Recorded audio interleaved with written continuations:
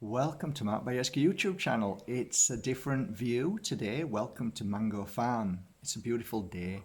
I have Lily here. Look at beautiful Lily. What does she look like? So it's appropriate to have a chat today in my thoughts and feelings about the past and memories I think I've told this story maybe a handful of times, maybe no more than 10 times, I don't think, in my life.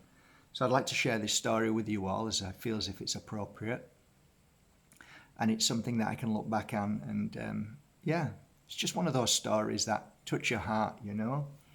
So I'm 54, 55 now, or possibly 56, something like that. When I was 16, 17 years old, my mum had passed when I was 12, so I became very independent and learned to look after myself, cook and clean, do all the things that you needed to do when a mum isn't there. And I remember there was a knock at the door, and it was my friend was Michael, but he had a brother called Andrew. And Andrew knocked at the door one day unexpectedly. I'd seen through the window, and he came in. He says, "I want to show you something." And at that time, I used to do body popping. So whenever I went to a local disco, I'd have a crowd around me. What does that mean? Back in the days when you were a good dancer, people used to crowd around you to watch what you were doing and to see your moves and try and clock them so they can copy them. I was pretty good, average, pretty good. But Andrew came round and said, "I want to show you something." And he said, "Have you got any music?" I said, yeah. So I put some music on. And he started doing this dance. And I was blown away. And I said, "Wow, you're brilliant. Really brilliant." He says, "Yeah." He says, "Everybody dances around you." He says, "How about I train you and show you how to do this. And we'll train together and get better and better." And so I said, "Okay, let's do it." So we spent days, weeks, months in front of a mirror and practicing, figuring out how.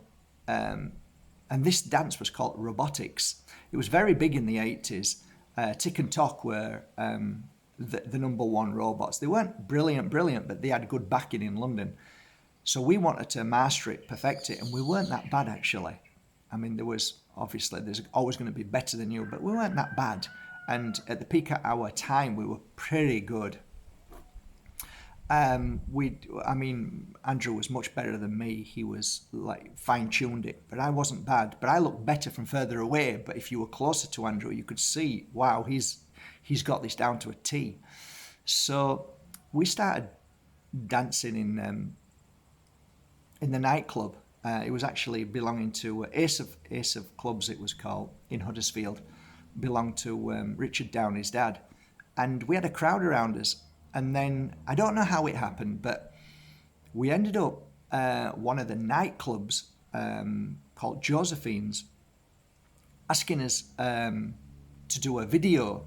So we did a video of us doing this robotics, and they played it in the nightclub.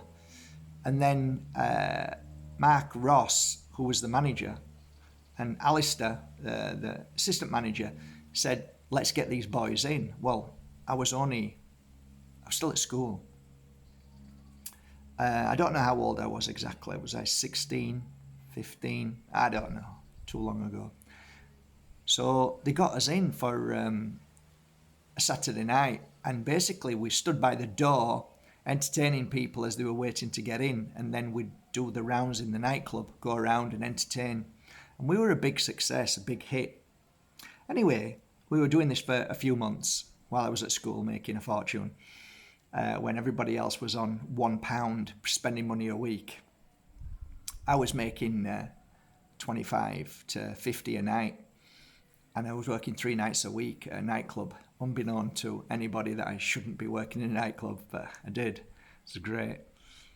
Anyway, we got a phone call to go to Sheffield, Josephine's, to do a night there. So we get to Sheffield and we did the door. I recall doing the door. and entertaining. And as I was going round entertaining that night, a bouncer said, "We need you in the VIP room."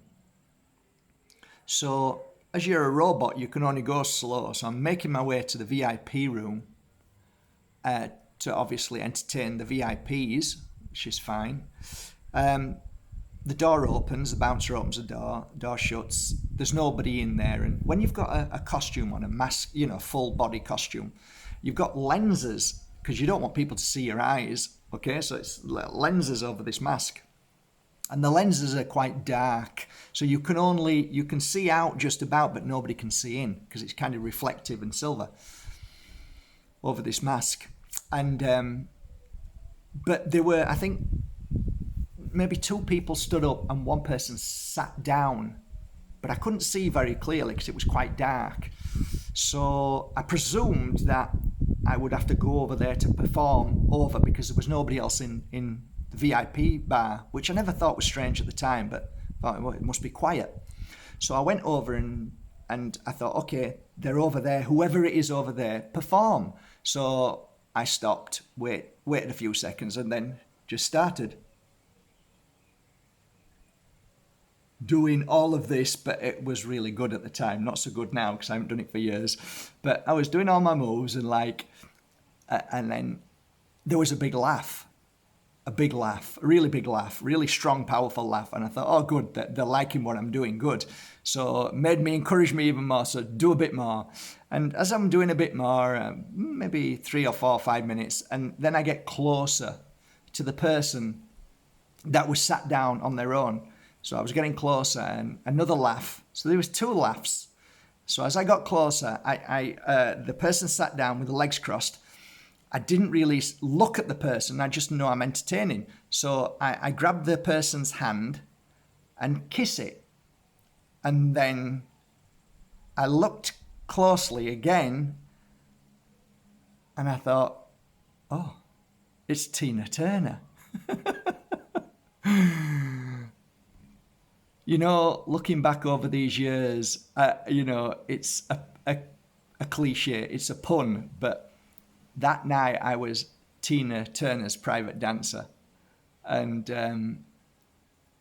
some things in life, just stay with you. And the energy and that experience was something that I can share with you now out of love.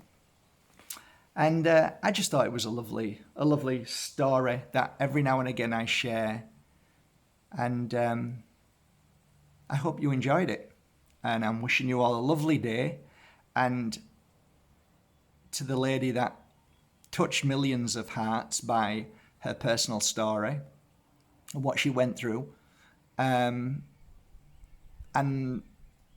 actually, we've got the music playing on in the background now. Whatever she went through, how she went through it, how she got through it and became an icon. Some would argue, of course they would, especially if you're conspiracy theorists, if you believe everybody.